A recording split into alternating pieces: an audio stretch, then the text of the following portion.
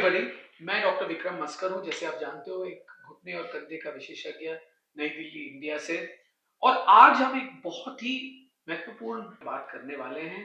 मैं हमेशा बोलता हूँ, जो भी पेशेंट मेरे पास आते हैं ऑपरेशन एक्सेट्रा कराने के लिए, 2 तरीके के पेशेंट्स होते हैं। एक, जिनमें उनकी आमदनी जो है उस अंग से आती है जिसमें चोट लगी हो, जैसे स्पोर्ट्स वाले लोग हो या जो फिजिकल एक्टिविटी में ज्यादा दिलचस्पी रखते हैं। और दूसरे, जो स्पोर्ट्स इत्यादि को एक रिक्रिएशन या एक एंटरटेनमेंट की तरह ट्रीट करते हैं। इनमें सबसे बड़ा डिफरेंस ये है कि जिनमें आमदनी उस अंग से आती है, उनमें स्टेक्स जो है वो बहुत हाई है। और वो पेशेंट को सही होना ऑपरेशन के तौर पे, मानसिक स्थिति के तौर पे बहुत ही इंपॉर्टेंट है।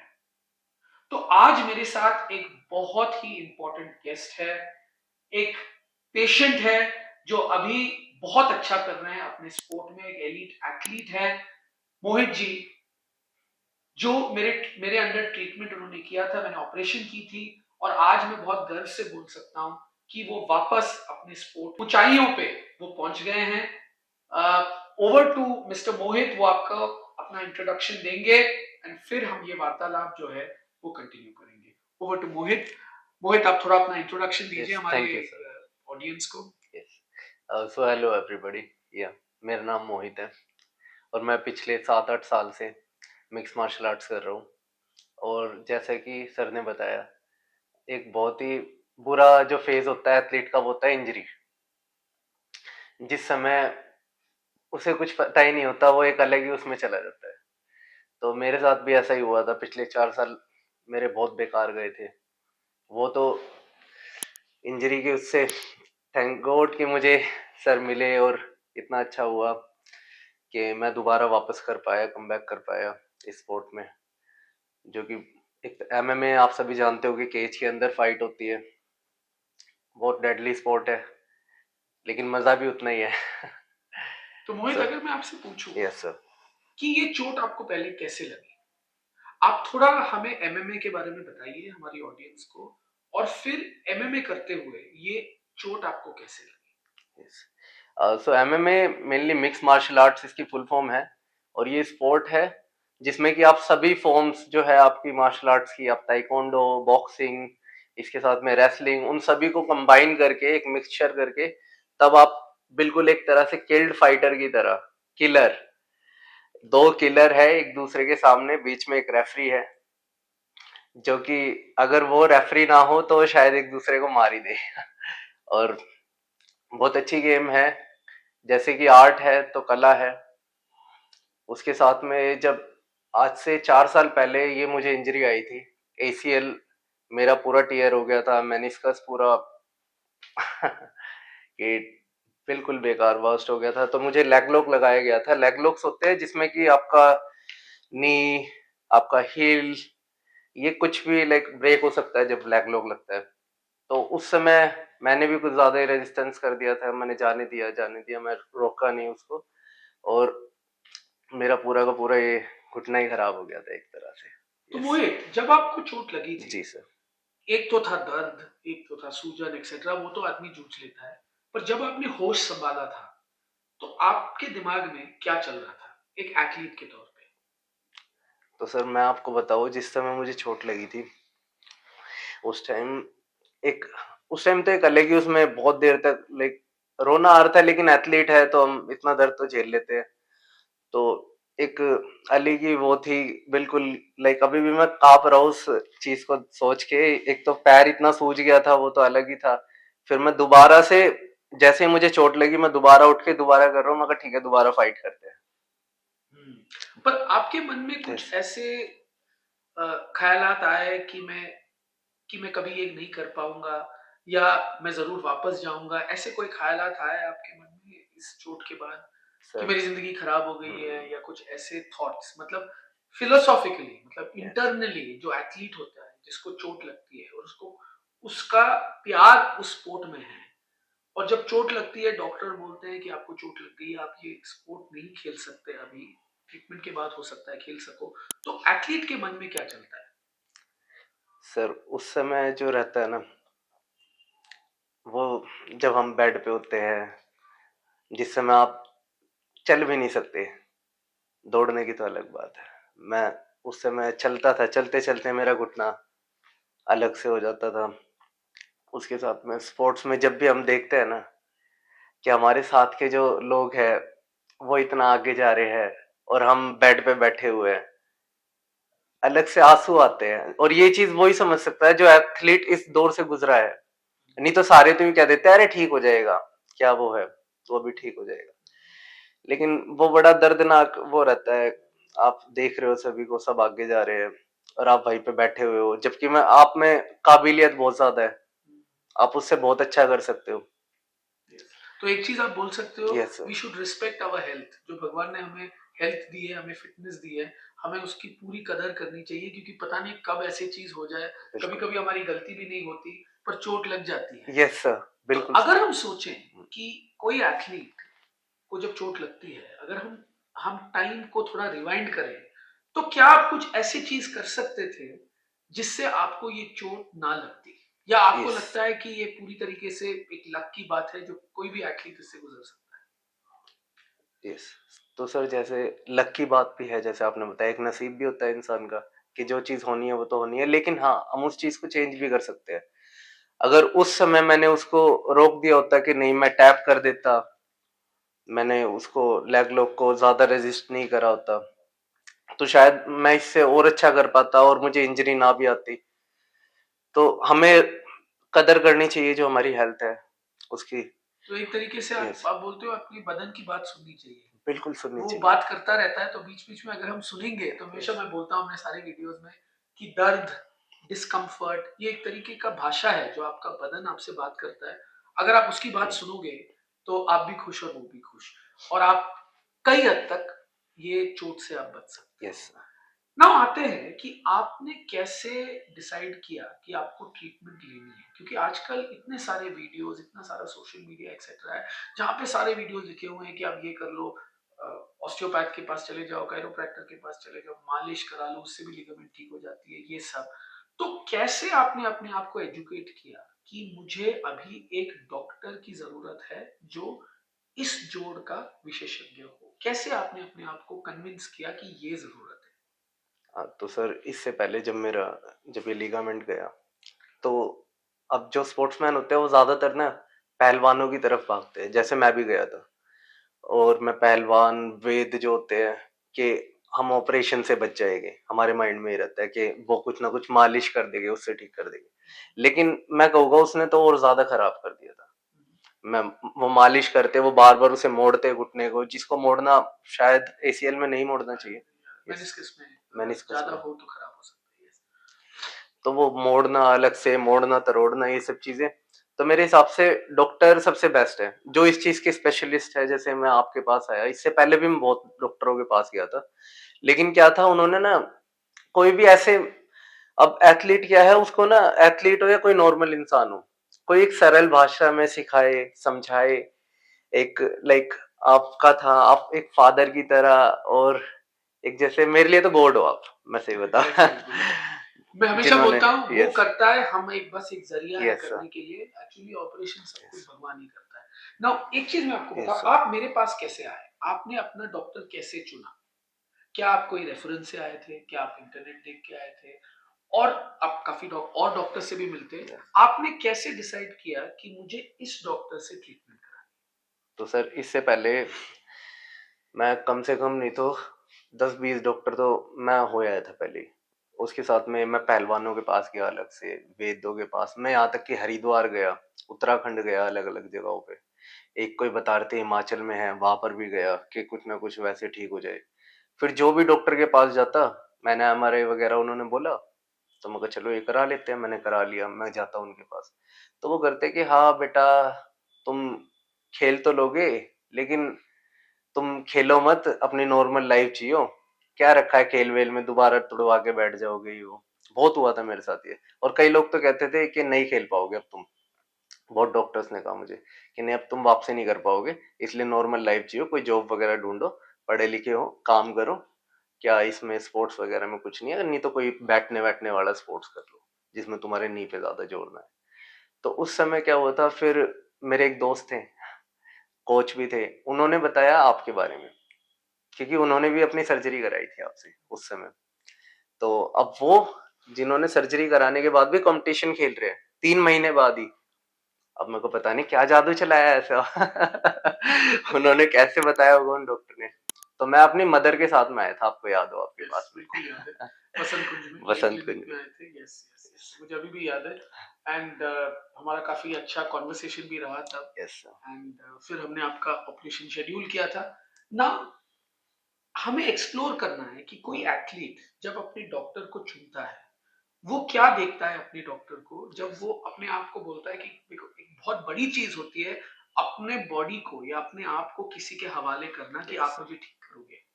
तो आपको क्या लगता है एक डॉक्टर में जो गुण होने चाहिए जिससे पेशेंट को कंफर्ट होता है? आप थोड़ा एजुकेट कर यस सकते हैं हमें। सर, एक तो जैसे कि आपने मुझ मैं अपना ही बताऊँ एक्सपीरियंस, तो एक तो आपने लाइक बिठाना, अच्छे से कंफर्ट कराना पहले पेशेंट को, फिर उसके बाद में उसी की भाषा में बात करते हो, एक तो आप आपकी सबसे अच्छी चीज लगी। ज्यादातर डॉक्टर क्या है मैं किसी के बारे में वो नहीं कहूंगा कि कौन कैसा है, सब अच्छे है, लेकिन उनका क्या रहता है कि अपनी उसमें समझाना, बस समझ गया ठीक है, नहीं तो चलो भाई। लेकिन आप अच्छे से पूरा उसके बाद में मोटिवेट भी करना उसी चीज को, क्योंकि मैंने एक तो आपकी वाइब्रेशन अलग थी, और डॉक्टर्स की भी जैसे हर इंसान की एक वाइब्रेशन होती है, आपकी वाइब्रेशन ऐसी है कि जो बंदा अगर बैठा हुआ होगा ना, जो कभी चल नहीं सकता, वो दौड़ने लग जाएगा I think जैसे Mohit आप is being बोलते हो। very kind yes here by saying this, but important है, यस यस इससे हम कंक्लूड कर सकते हैं, एक वाइब होता है यस पेशेंट और डॉक्टर के बीच में। यस आप किसी इंसान से मिलते हो, कोई भी हो, किसी शॉप में भी जाते हो, आई थिंक इम्पोर्टेंट है कि आपको लगे कि इससे मेरी पटेगी, मुझे लगता है ये आदमी ऑनेस्ट है, ये आदमी जो है मेरे हित में काम करेगा। और जैसे मोहित ने बहुत राइटली बोला, वाइब्रेशन, वाइब्रेशन मतलब रेजोनेंस। दो फ्रीक्वेंसी अगर सेम फ्रीक्वेंसी में होता है तो रेजोनेंस होता है, एक बड़ी सी वेव आती है, जैसे वेव्स जो आती है ओशन में, वही वाली चीज है at the end of the day. I think trust आप बोल सकते हैं, यस सर कॉन्फिडेंस, आई यस। थिंक ये दो इंपॉर्टेंट चीजें ना। हम एक्सप्लोर करेंगे, ठीक है, आपने अपना डॉक्टर चुन लिया जो मैं था, फिर आपने डिसाइड किया मुझे ऑपरेशन कराना है ना। जब ये होता है एथलीट के मन में, जब उसने चुन लिया तो आई थिंक वो काफी हद तक थोड़ा हल्का हो जाता है मेंटली, ये मेरा मानना है। आप यू कैन ऑलवेज कॉन्ट्रडिक्ट मी, पर उसके बाद उसके मन में क्या जाता है जब तक उसका ऑपरेशन ना हो, उसके मन में क्या चलता चलता है उस दौरान। और यस अगर कोई नेगेटिव थॉट्स आती है तो आपने क्या किया उस नेगेटिव थॉट को निगेट करने के लिए आपके मन में? तो सर, जैसे ना डॉक्टर को चुनने के बाद भी हल्का तो नहीं होता, काफी वही लगता है उस टाइम भी, हमें लगता है कि हाँ अब क्या होगा। अब सबसे मेन क्या रहता है, हर एथलीट के मन में नहीं रहता है मैं ऑपरेशन कराई क्यों रहा हूँ कि मैं दोबारा वापसी कर पाऊँ। अब अगर कोई डॉक्टर उसे ये बोल रहा है कि तुम वापसी ही नहीं कर पाओगे, उसे समझा ही नहीं पा रहे कि बेटा तुम वापसी कर पाओगे या नहीं, तो वो क्यों कराएगा ऑपरेशन ही सबसे पहले तो। और दूसरा, चुनने के बाद भी मेंटली ये रहता है कि यार मैं वापसी कर पाऊंगा या नहीं कर पाऊंगा, कि क्या होगा इसके बाद में, मैं उतना स्ट्रांग रह पाऊंगा या नहीं, सबसे मेन तो ये रहता है। क्योंकि हम एक पहले एक अलग ही लेवल है, उसके बाद में दोबारा हम जीरो पे ही आ जाते हैं, एक तरह से डाउन पे आएंगे, उसके बाद क्या करेंगे। मेंटली बहुत प्रेशर रहता है माइंड में भी, कि लाइक उस टाइम था कि हाँ, एक विश्वास तो सबसे पहले है ही, ट्रस्ट है ही। अगर आप किसी के ऊपर ट्रस्ट कर लिया, आपने जो चीज बोल दी, तो हाँ मेंटली सबसे पहले रहता है कि हाँ अगर इन्होंने बोल दिया ना कि हाँ मैं तेरे को बेटा वहां तक लेके जाऊंगा।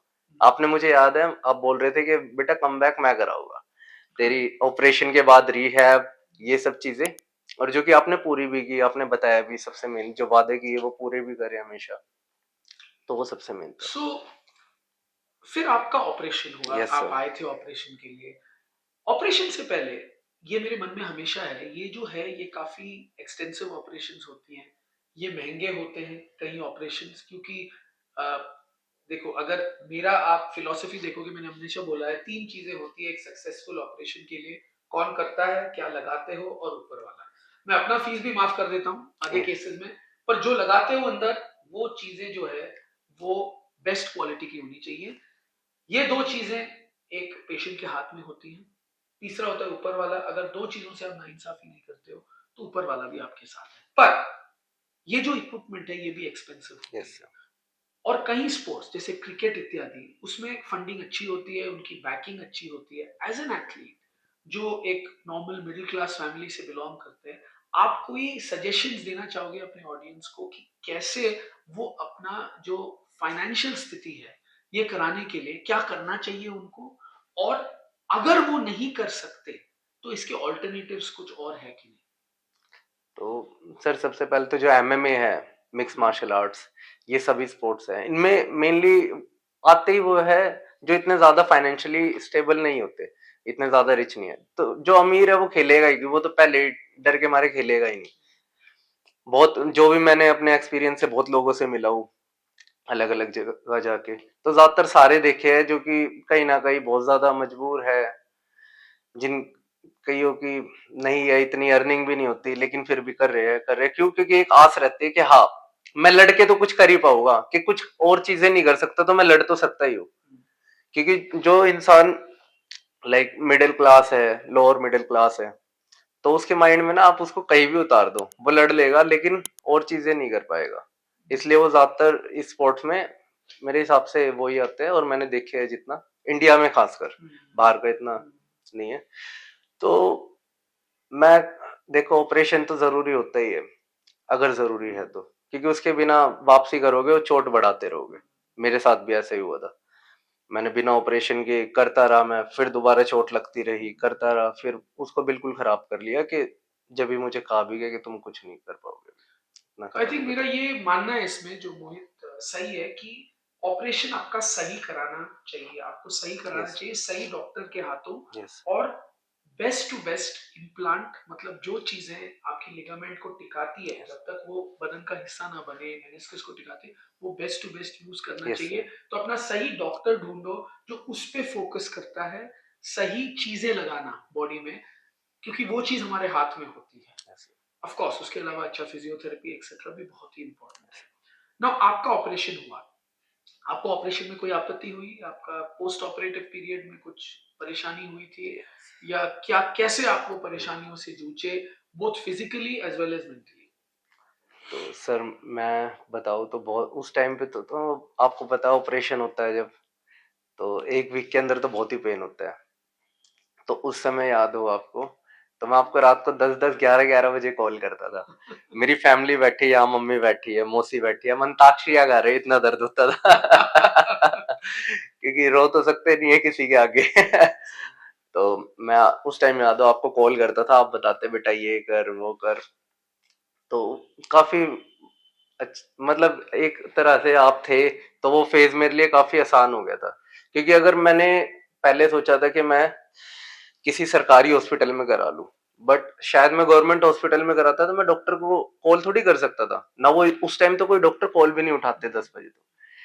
तो एक तो ये मुझे काफी अच्छा लगा था नेचर आपका, हमेशा से ही हेल्पिंग नेचर। आई थिंक ये एक टीम वर्क है, team I think work. Doctor और पेशेंट के बीच में, और वो कम्युनिकेशन को जारी यस, रखना बहुत इंपॉर्टेंट। लाइक अ कोच और आपका जो शिष्य है जो फाइट में उतरा है या खेल खेल रहा है, यस, अगर कोच और शिष्य के बीच में कम्युनिकेशन नहीं होगा तो वो शिष्य कभी जीत नहीं नहीं सकता जीत एट द एंड ऑफ सकता। द। सो बहुत इंपॉर्टेंट है कम्युनिकेशन यस, रखना अपने पेशेंट के साथ। फिर आपका रिहैबिलिटेशन पीरियड में आपको क्या क्या तकलीफों से जूझना पड़ा, आपने क्या क्या रिहैब किया? और आप कोई टिप्पणी देना चाहेंगे जो दूसरे एमएमए फाइटर्स हैं, स्पोर्ट्समैन में, कि रिहैब में उनको कैसे करना चाहिए both physically as well as mentally? Yes. तो हमेशा मेंटली तो रहता ही है हमारे साथ में। आप मेंटली स्ट्रांग हो, आपने सोच लिया कि आप कर सकते हो, तो आप कर लोगे, सबसे मेन। और दूसरा हमें फिजिकली भी रहना ही पड़ेगा, क्योंकि रिहैब में जो जो चीजें आपने बताई है, उन्हें आपने बताई है, कोई दूसरे डॉक्टर है, फिजियोथेरेपिस्ट है, वो बता रहे हैं, तो उनको फॉलो करना बहुत जरूरी है। क्योंकि जो मेरा मानना है, जो मैंने फॉलो किया, तो उसकी वजह से अभी स्ट्रांग भी हूँ कि वापस कर पा रहा हूँ। फिर उसके साथ में एक अच्छा फिजियोथेरेपिस्ट चुनो आप, क्योंकि डॉक्टर वहाँ जो ऑपरेशन के बाद है, ऑपरेशन तक डॉक्टर साहब का है कि वो देखेगी, उसके बाद में फिजियोथेरेपिस्ट। और दूसरा अपने डॉक्टर से भी आप कन्वर्सेशन करते रहो कि सर कैसे क्या करना है, जो भी है। लाइक मैं उसके बाद भी कितने हमारे सेशंस हुए थे, हर बार दिखाना। अभी भी मैं जब भी जाता हूँ किसी दूसरे पेशेंट के साथ भी, तो पहले उसको छोड़ के बेटा तू आ, तू दिखा पहले जो मैंने किया था एक बार। सही बात है आपका हमेशा क्योंकि हम भी केयर करते हैं कि हाँ यार जो हमने किया है वो जो सही मूर्ति हमने बनाई है यस कि सब उसको देख के उनको भी अच्छा लगे और मूर्ति सबसे सुंदर हो और जिस काम के लिए बनाया गया यस है वो चीज हो उसमें तो आई थिंक वो बहुत इंपॉर्टेंट चीज है और मैं तो बहुत ही पैशनेट हूँ अपने पेशेंट्स के बारे में और मुझे इतनी खुशी आती है जब मेरा पेशेंट वापस जाता है स्पोर्ट्स में या कोई भी ऐसे एक्टिविटी में उतनी खुशी मुझे I say always it's the best gift you can give me is to get back to what you want to do. Now आप ये स्ट्रेंथ एंड कंडीशनिंग के प्रोसेस से आप गुजरे थे नाउ इसमें भी मेरा ये मानना है कि एक ऊपर नीचे वाला फेज जाता है कि आप बहुत अच्छा करते हो यस एक मोमेंट के लिए फिर आप थोड़ा पीछे चले जाते हो फिर बहुत अच्छा करते हो फिर पीछे जाते हो ना उससे हो सकता है मेंटल में भी इम्पैक्ट हो कि यार मेरा ठीक हो रहा है नहीं हो रहा है क्या मेरा ऑपरेशन सही हुआ है नहीं हुआ है ना उससे आप मेंटली कैसे जूझते हो आप अपने आप को क्या बताते हो तो जैसे कि ट्रेनिंग में होते हैं हम तो ट्रेनिंग में क्या रहता था सर अभी ऑपरेशन तो हो गया मेरा आपने बताया देखा सबके सब कुछ ठीक है लेकिन उसके बाद भी ना एक डर बना रहता है अगर थोड़ा सा भी पेन हो जाए ना वो भले दूसरे में हो जाए कहीं और हो जाए तो हम उसको नॉर्मल कर देंगे लेकिन जिस ऑपरेटेड नी एल्बो शोल्डर में है ना तो हमें लगता है कि कहीं वो दिक्कत तो दोबारा नहीं बन रही हमें डर लगने लगता है कि यार खेलूं नहीं खेलूं खेलूं नहीं खेलूं ट्रेनिंग करूं नहीं करूं तो वो मेंटली उस टाइम पे स्ट्रांग करना और दूसरा चेकअप भी कराना जरूरी है हमेशा और जैसे दर्द होता है कई बारी तो मुझे भी लगता है यार वापसी कर दूं इतनी मुश्किलों ठीक हुआ हो लेकिन तो जब नहीं आप डाउन होते हो यस आप अपने आप को क्या करते हो मोटिवेट करने के लिए तो कई बारी क्या है सर बहुत बड़े बड़े एथलीट्स हैं जिनको इंजरी आई है तो हम उनकी फोटो देखते हैं फोटो लगा लेते हैं कई बारी क्या करते हैं हम फोन के पीछे ना उनके नाम लिख लेते हैं तो जैसे ही कहीं पेन हो रहा है कुछ हो रहा है तो हमने देख लिया कि यार इस बंदे ने भी करा है ना तो मैं भी कर सकता हूँ तो फाइंड अ मोटिवेशन ये यस आपका है हर एथलीट को आई थिंक हमें ये चीज अगर आप मैं गलत हूँ बताइए हमें हर एथलीट को बोलना चाहिए find a hope yes find a motivation yes find something that pushes you to get back to doing what you want to do yes क्या सर मैं सही हूँ ये बोल बिल्कुल के सही कह रहे हो ओके और मोटिवेशन किसी भी चीज से मिल सकती है हाँ आई मीन अपने बच्चों से मिल सकती है अपने स्टूडेंट से मिल सकती है अपने वीडियोस या अपने फेवरेट एथलीट्स अपने से पेरेंट्स भी से अपने पेरेंट्स से मिल सकती है यस आपके हिसाब से आपके फ्रेंड्स आपकी फैमिली मम्मी पापा इनका क्या रोल रहा है इस पूरे जर्नी में तो सर मेरे जैसे कि माता पिता का तो बहुत रोल रहा ही है क्योंकि फाइनेंशियली उन्होंने बहुत सपोर्ट करी है हमेशा ही फाइनेंशियली और मेंटली क्योंकि कि एक माँ को रहता है कि तू मेरा बेटा शेर है कि तू वापसी कर लेगा उससे ना एक एथलीट या कोई नॉर्मल पर्सन भी हो जब उसकी माँ कह देती है ना बेटा तू शेर है तू वापसी कर लेगा तो वो एक अलग ना वाइब्रेशन वाला होता है कि आपके गूज बम्स आ जाएगी हाँ मेरी माँ ने कहा है और मेरे पिताजी हमेशा से सपोर्ट करते हैं तो उस टाइम पे भी क्या रहता था कि दर्द हो रहा है तो माता पिता ही साथ में फिर एक एथलीट के साथ हो या कोई भी इंसान है ना जब उसकी इंजरी आती है और जब वो बेड रेस्ट पे जाता है तो ना चीजें बहुत मुश्किल हो जाती है लाइक अगर मैं बहुत उसमें जाऊँ तो आप चलने फिरने के तो रहते नहीं हो तो जो आपका लाइक आपका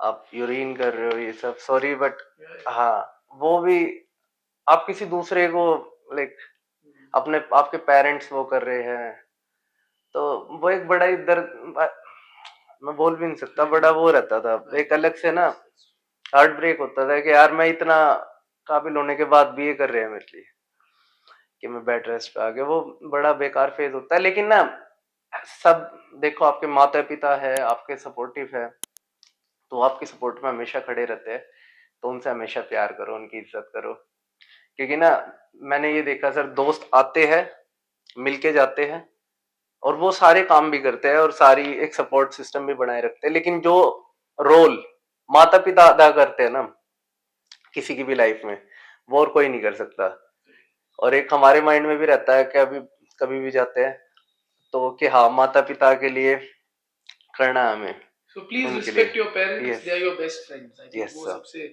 इंपॉर्टेंट चीज है हाँ वेरी जी इंपॉर्टेंट चीज है और जी मोटिवेशन हमें सबसे मिलती है यस आपके एनवायरनमेंट से भी मिल सकती है आपको यस मोटिवेशन आई थिंक ये सबसे इंपॉर्टेंट चीज है नाउ मोहित हम आते हैं आपके सॉरी फाइट में जिस दिन आप वापस घुसे नाउ घुटना तो आप कॉन्फिडेंट फील किया आपने आपको एक तो फिजिकली हम आपको रिपोर्ट कार्ड दे देते कि मोहित तो तैयार है यस फाइट करने के लिए। नाउ एक एथलीट के द्वारा, ये मैंने सुना है, मेरे बहुत एथलीट्स हैं जिन्होंने मैंने ऑपरेशन किया, एमएमए वाले भी, ये बोलते हैं कि मुझे पता चल जाता है कि मैं सही हूँ अभी एक्चुअल स्पोर्ट खेलने के लिए। वो मेंटली जो एक तरीके से वार्तालाप होता है घुटने या कंधे और ब्रेन के बीच में, वो मैं एक्सप्लेन नहीं कर सकता। क्या आपके साथ कुछ ऐसे फीलिंग आई कभी कि यार I think I am now ready? और हमारे एथलीट्स के लिए आपको क्या एडवाइस है कि वो कैसे जान सकते हैं इंटरनली कि वो मेंटली और फिजिकली रेडी हैं वापस स्पोर्ट में जाने के लिए? तो कभी भी हम ऑपरेशन के बाद या कुछ भी इंजरी के बाद ना हमेशा हमारे मन में एक चीज रहती है कि पहली बात तो आप कभी रेडी होते ही नहीं हो। आपको ना हमेशा अगर माइंड से पूछोगे तो ब्रेन हमेशा ये सोचता है कि नहीं मैं रेडी नहीं हूँ। आप कोई नॉर्मल पर्सन हो जो 1 महीने फाइट कर रहा है, सीख रहा है, तो उसके मन में भी ना ये रहता है कि नहीं मैं अभी रेडी नहीं हूँ, मैं जा सकता हूँ कि नहीं? हमेशा हाँ, ना, कन्फ्यूज़, नर्वसनेस एक फाइट से पहले तो बहुत ही रहती है। तो अगर मेंटली तुम सोच लोगे ना तुम उस चीज़ के लिए हो और कर सकते हो, तो चाहे से वो चीज़ ना भी हो तुम्हारी ठीक, जब भी तुम कर लोगे। और दूसरा क्या है, हमेशा ये चीज़ रहती थी सर मेरे साथ भी, जब फाइट से पहले भी ब्रेन ये कह ही रहा था कि यार इसको बचा के करियो, यार इसको बचा के हम्म, करियो। लेकिन जब आप एंटर हो जाते हो ना एक स्पोर्ट्स इवेंट के अंदर, आपकी बॉडी हीट अप हो जाती है, तो आपको कुछ नहीं पता लगता आपके कहाँ इंजरी है, क्या है, बस वो एक हीट अप हुए, आप चलने दो, फिर उसके चलने बाद दो, आप भूल जाते हो सब, भूल जाते हैं, एक भूल जाते फ्लो, हैं स्टेट ऑफ फ्लो में चले जाते हैं स्टेट उसके ऑफ बाद फ्लो। हम। तो एक्चुअली ये एक बहुत इंपॉर्टेंट चीज है कोई भी हुँ, एथलीट के स्पोर्ट में। एक तो फिजिकल फिटनेस है, but I think mental conditioning भी बहुत इंपॉर्टेंट चीज होती यस है। एंड जब आप वो एड्रेनलिन पंप होता है, जब यस आपकी बॉडी और माइंड फोकस्ड हो जाए, एंडोर्फिन्स निकलते हैं, फिर आदमी कुछ नहीं सोचता, वो एक वॉरियर बन जाता है। It's you and your opponent, yes और कुछ नहीं सोचते आप। तो आई थिंक अपने आप को मेंटली स्ट्रांग करना, मोटिवेट करना बहुत ही इंपॉर्टेंट है। और मोहित का एक बहुत ही बढ़िया फाइट था रिसेंटली जो उसने मुझे भी भेजा था। हम आपको भी दिखाएंगे आपके इस चैनल में, इसके इसके बीच में आप प्लीज देखिए वो फाइट कि कैसे उन्होंने इतना बढ़िया फाइट जीता था। और at the end of the day I was very happy and very I would say humbled कि इन्होंने डेडिकेट भी किया था मुझे, and I was very very humbled. I always say it's like the I can't imagine how he cannot imagine how happy I was. I want to say one thing. 4 years before I had surgery, जिसके बाद doctor ने बोला था तू cage में वापस नहीं जा पाएगा। केज की क्या बात है, तू भाग नहीं पाएगा। ऑपरेशन नेक्स्ट राउंड डॉक्टर को भी दिखाऊंगा, doctor Vikram master. Next round out number 28 dedicate करिए। Thank you team. भाई अगर आप सोच लो ना, तो सोच लो कोई नहीं रोक सकता पढ़ने से। तो इसलिए 20 रन यहाँ से जीत गए, सबसे जीत गए। Thank you. कि मेरा मेरा जो पेशेंट है वो वापस गया और जीत के आया, वो सबसे इंपॉर्टेंट चीज है। और जीत जीत ही नहीं होती, don't get me wrong, it is not about winning. Mohit वो दूसरा बंदा भी हो सकता था जो हार गया था वो फाइट, यस पर मोहित में वो गट्स थी कि वो वापस जाए रिंग में और करे जो उसको वो अच्छा लगता है। यस जीते या हारे वो अलग चीज है, हर हार के बाद एक जीत भी होती है, यस ठीक है, और हर जीत के बाद एक हार भी आती है, ठीक है। पर जीतना जो है वो, I would like to conclude this, is a mental victory. मतलब मानसिक तौर पे आपको जीतना पड़ेगा कोई भी स्पोर्ट में वापस जाने के लिए। तो ये बेसिक एक्सरसाइज मोहित ये था कि हमारे इतने एथलीट्स हैं जो मेरे पेशेंट्स हैं, जो अलग लोगों के पेशेंट्स हैं ऑनलाइन, एक बहुत इंपॉर्टेंट चीज है कि वो आपसे सीखे कि आप क्या क्या चीजों से गुजरे, क्योंकि 99% वो भी वही चीजों से गुजरे होंगे फिजिकली और मेंटली। और कैसे वो देखा गया है कि return to sport after most surgeries world wide, इसका प्रोपोर्शन बहुत कम है। और स्पोर्ट भी बहुत लोग चले जाते हैं, जैसे फुटबॉल प्लेयर्स का एसीएल एक्सेट्रा होता है, अगर वो कोई बड़े क्लब बार्सिलोना की तरह खेल रहे हैं तो नॉर्मली वो एक 1 लेवल लोअर क्लब में चले जाते हैं। कैसे आदमी उसी लेवल पे जा सकता है और क्या क्या चीज है, क्योंकि आप गए हो, यस तो जो आदमी उतने ही लेवल पे गया है जो वो पहले था, उसके मन में और उसने क्या अलग चीज की वो लेवल तक जाने के लिए, क्योंकि वर्ल्ड वाइड स्टैटिस्टिक्स ये बोलता है कि 50% ही जा पाते हैं यस उस लेवल तक। जितना भी अच्छा स्टेबल ऑपरेशन ऑब्जेक्टिवली जो भी टेस्ट हम करें, तब भी आई थिंक मेंटल फैक्टर बहुत इंपॉर्टेंट है। और मुझे बहुत ही ज्यादा उम्मीद है कि सब एथलीट्स जो देख रहे हैं वो इससे मोटिवेट हो, and you will be a motivation for them to believe in themselves, whether operation हुआ नहीं हुआ जो भी है, कि वो कर सकते हैं और वो जा सकते हैं। And thank you so much, Sure. Mohit. It's such a pleasure talking to Yes, you. sir. And I think our audiences will definitely appreciate this. And we should do more interviews like this Yes, to sir. help people Yes. get better. I think that's the key. Yes. All right. Thank you.